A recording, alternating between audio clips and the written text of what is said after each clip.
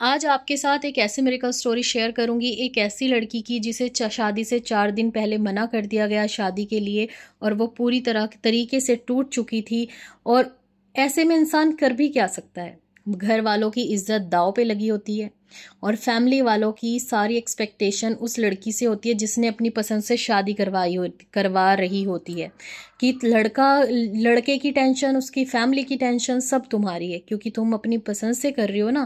क्योंकि पेरेंट्स तो बहुत मुश्किल से मानते हैं, और उसमें आपका पार्टनर आपको जवाब दे दे और आपको छोड़ दे तो आपके दिल पर क्या बीतेगी। लेकिन ये मिरेकल स्टोरी शेयर करने से पहले मैं आप लोगों को बता दूं कि ये मिरेकल सिर्फ और सिर्फ अल्लाह पाक करते हैं, जिसकी ज़िंदगी में चाहे करते हैं और जिसकी ज़िंदगी में चाहे नहीं करते। अल्लाह पाक जिसे जो चाहते हैं वो देते हैं, इसलिए अल्लाह की रज़ा में रहना ही हम सब के लिए बेहतर है। बहुत सारे लोग अल्लाह की नाफरमानी करते हैं ये कहकर मेरी ज़िंदगी मेरी मर्ज़ी, मेरी लाइफ में जो मर्ज़ी करूं। और कुछ लोग इस चीज़ को भी बहाना बनाते हैं, अल्लाह तो बहुत बड़ा रहमान है ना, वो तो सब कुछ देने पर कादिर है, तो मुझे ये चीज़ क्यों नहीं दे सकता। एक बात अच्छे से समझ लें कि बेशक अल्लाह रहमान भी है, रहीम भी है, और हम सब का मालिक भी है। अल्लाह पाक सूरह बकरा में फरमाते हैं, हो सकता है तुम्हें कोई चीज़ पसंद आ जाए और वो तुम्हारे काबिल ना हो, या फिर उसमें खैर ना हो, तो वो मैं तुम्हें नहीं दूंगा। लेकिन कोई चीज़ तुम्हें इतनी नापसंद है, लेकिन आगे जाकर फ्यूचर में वो तुम्हारे लिए फ़ायदेमंद है, तो मुझे सब पता है, मैं तुम्हें वही चीज़ दूंगा जो तुम्हारे लिए फ़ायदेमंद है। तो इसीलिए हमेशा दूसरों के लिए भी दुआ करनी चाहिए और अपने लिए भी दुआ करनी चाहिए। और ज़िंदगी से अगर कोई छिन जाए तो इस बात पर यकीन होना चाहिए कि अगर अल्लाह ताला कुछ लेता है तो लेकर बेहतर से भी बेहतरीन अता करता है। और ये बात बहुत ज़्यादा अहम है समझने के लिए, हर उस लड़की के लिए जो आज डिप्रेशन में है, एंजाइटी में है, सिर्फ़ और सिर्फ किसी लड़के की वजह से, या फिर कोई लड़का किसी लड़की की वजह से।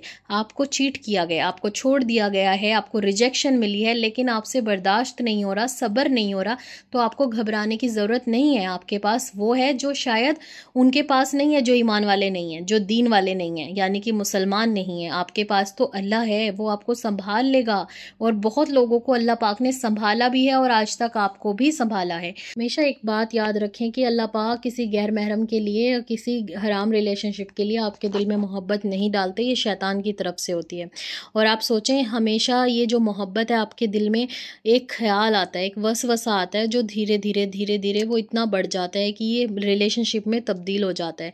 या तो ये चैटिंग से शुरू होता है, गलत कॉल, यानी कि क्या बोलते हैं उसको, आई थिंक मुझे अभी याद नहीं आ रहा कौन सी कॉल होती है, रॉन्ग कॉल या जो भी समझ लें बस अब आप यहाँ पर, या फिर किसी की मिस कॉल से, या फिर किसी के कॉलेज में आते जाते किसी को देखने से। जब तक कोई आपको बार बार ये चीज़ नहीं कहता कि मैं आपसे मोहब्बत करता हूँ, मोहब्बत करता हूँ, और आप सबसे खूबसूरत हैं, आप दुनिया से मुख्तलिफ हैं, तब तक आपके दिल में तो उस इंसान के लिए मोहब्बत नहीं आती। जब कोई आपको प्रपोज कर देता है अचानक से, आपका दिल उसके लिए पिघलना शुरू हो जाता है, क्योंकि शैतान दोनों तरफ होता है। तो हमेशा याद रखें, अगर आप ऐसी रिलेशनशिप से बचे हुए हैं तो अल्लाह का शुक्र अदा करें, और ऐसी रिलेशनशिप्स में हैं तो अल्लाह के वास्ते अपने पार्टनर से कहें कि वो जल्द से जल्द आपसे निकाह करवाए, चाहे रुखसती 4 साल बाद करवाए, 2 साल बाद करवाए, डजंट मैटर, सिर्फ निकाह मैटर करता है।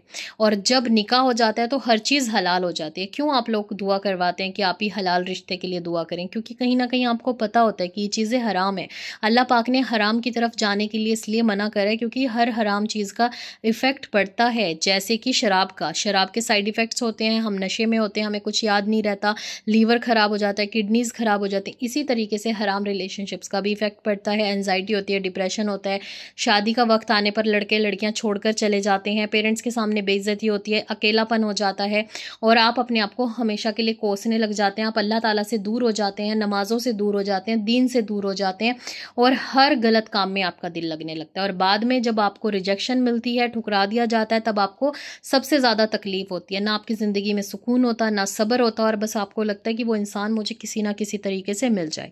तो चलिए, आज की ये स्टोरी कुछ इसी तरीके से है। इंशाल्लाह आपको बहुत मोटिवेशन मिलेगी जिन लोगों के साथ धोखा हुआ है या चीट किया गया है, कि अल्लाह पाक किस तरीके से बेहतर लेके बेहतरीन अता करते हैं। मैं यहाँ पर स्क्रीनशॉट लगा रही हूँ, आप अच्छे से पढ़ भी लें और देख भी लें कि इन्होंने क्या लिखा हुआ है। मैं आपको थोड़ा सा डिटेल में बता देती हूँ जितना मुझे याद है। ये कहते हैं कि आपने मुझे पहचान लिया होगा, मैंने कुछ कुछ टाइम पहले आपसे बात की थी, मैं बहुत ज़्यादा परेशान थी एक लड़के की वजह से और आपको मैसेज किए थे मैंने शादी से रिलेटेड। 4 दिन पहले मना कर दिया गया था कि मैं शादी नहीं कर सकता और मैंने बहुत सारे वजीफ़े भी किए थे। मैंने ये भी सोचा था कि वो किसी भी तरीके से वापस आ जाए। मैंने बहुत कुछ किया, इस्तग़फ़ार पढ़ा, दुरूद पाक पढ़ा, 5 वक़्त की नमाज़ पढ़ी, तहज्जुद पढ़ी और अल्लाह ताला से बहुत सारी दुआएँ की। लेकिन मुझे वो तो इंसान नहीं मिल पाया, बल्कि उससे भी अच्छा हमसफ़र अल्लाह पाक ने मेरे नसीब में लिखा, जो मुझसे बहुत ज़्यादा मोहब्बत करता है। और आज मुझे ये भी यकीन हो गया कि बेशक अल्लाह बेहतर से भी बेहतरीन करने वाला है, बेहतर को लेकर बेहतरीन अता करता है। जब मैं जिस इंसान को पसंद करती थी, वो इंसान मेरे ऊपर हुक्म चलाता था, मेरी इज़्ज़त नहीं करता था, मुझे हर चीज़ के लिए मजबूर करता था, लेकिन मैं उसके साथ रह रहकर पागल हो रही थी उसके पीछे। लेकिन जो मुझे अल्लाह ने दिया है ना, वो लाजवाब है। मैं बहुत ज़्यादा खुश हूँ। ये सब मेरे सब्र का फल है। मुझे ऐसा लगता है अल्लाह पाक ने मुझसे कुछ लेकर मुझे बेहतरीन अता करा है और मैं सोच भी नहीं सकती थी कि मुझे इतना अच्छा हमसफ़र और इतनी अच्छी फैमिली के लोग मिलेंगे जो मुझसे बहुत ज़्यादा मोहब्बत करेंगे। और मुझे लगता है कि अल्लाह पाक ने मुझे आज़माया था, जिस आज़माइश में मैं खड़ी उतरी और मैंने हमेशा अल्लाह से दुआ की अपने अच्छे मुस्तकबिल के लिए।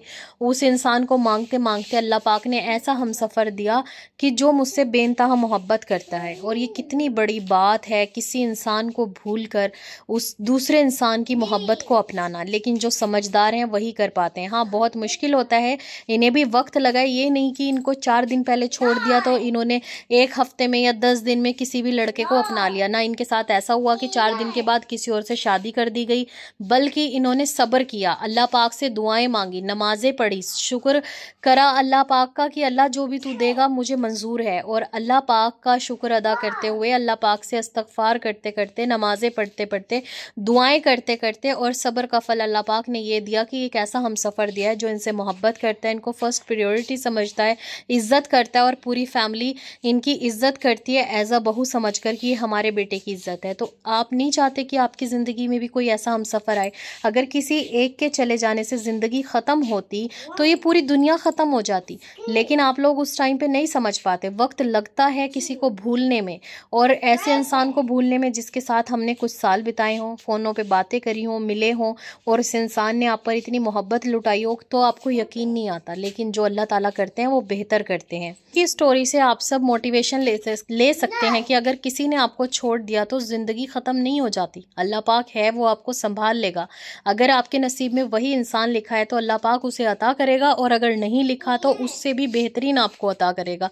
लेकिन इसके लिए आपको अपने गुनाहों की माफ़ी मांगनी पड़ती है, इस्तग़फ़ार करना पड़ता है, नमाज़ें पढ़नी पड़ती हैं और अल्लाह के करीब होना पड़ता है। जो इंसान अल्लाह से दूरी बना लेता है, दीन से दूरी बना लेता है, देखें हम दुनिया तो ख़राब कर ही रहे हैं, हम अपनी आखिरत भी ख़राब कर लेते हैं। अगर आप भी चाहते हैं कि आप इस टेंशन से, डिप्रेशन से निकल जाएं, तो इंशाल्लाह निकल जाएंगे। अपने रब को अपना दोस्त बनाकर तो देखें, उससे बातें कर कर तो देखें, उससे दुआएं मांग कर तो देखें। हर इंसान अल्लाह के लिए इक्वल है। मुझे यकीन है कि जब मैं कोई दुआ करती हूँ ना, अल्लाह पाक थोड़े टाइम के बाद ना मुझे उस दुआ का रिस्पॉन्स देते हैं, आंसर आता है, चाहे हाँ में आए चाहे ना में आए। लेकिन आप लोगों को भी ऐसा ही यकीन रखना चाहिए कि अल्लाह पाक के लिए हम सब बराबर हैं। अल्लाह के लिए कोई भी फेवरेट नहीं है। अल्लाह के लिए सारे इंसान बराबर हैं। अल्लाह सारे इंसानों को 70 माओं से ज़्यादा मोहब्बत करते हैं और अल्लाह पाक जिसे चाहे वो चीज़ अता करते हैं। हम कौन होते हैं ये कहने वाले कि हमारी ज़िंदगी, हमारी मर्ज़ी, मेरी मर्ज़ी? अल्लाह की मर्ज़ी चलती है।